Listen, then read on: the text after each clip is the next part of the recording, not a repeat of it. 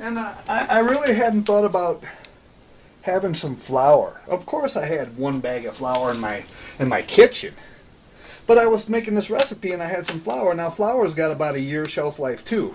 Okay, put that down so you can see it a little better. So nothing new to you, right yet. But and then this recipe called for some cornmeal. That's got about a year shelf life also. Now, what I'm getting at is, I was cooking this recipe and I'm like, wow, you know what? I wouldn't mind having some cornmeal and some flour and some breadcrumbs.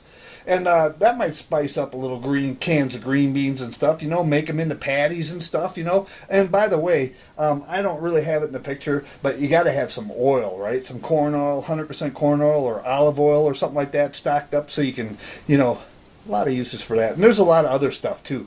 This is just sort of like the basics and the bare necessities that I'm going to really start, trying to have a little bit more, because I'm not a big, trying to, I don't know, stock up for 5 years, you know what I'm saying? Not even a year.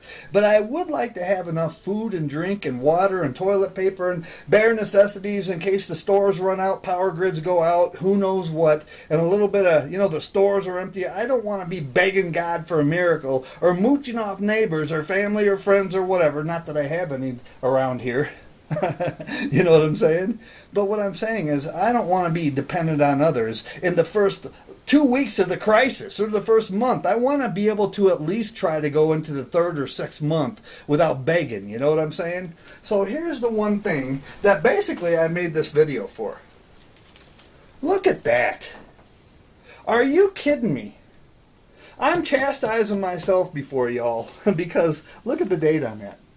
I wrote it so you can see it just in case you can't make that out, okay? It's 4/4/14. I bought this for about $12.90 or about $13 you might want to call it. A little more than 12, a little less than 13, right?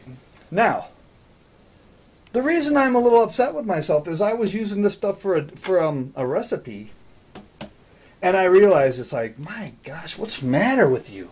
What is the matter with you that you didn't have instant dry milk stocking up? 2-year shelf life, right? 2 years. And I don't care if you're down to rice and your rations are gone. Isn't this milk going to give you some nutritional value to whatever you do have to eat? And it lasts for 2 years, and it's dry, and you just add, well, hopefully you'll have some water to add to it. Well, of course, that's going to be a factor.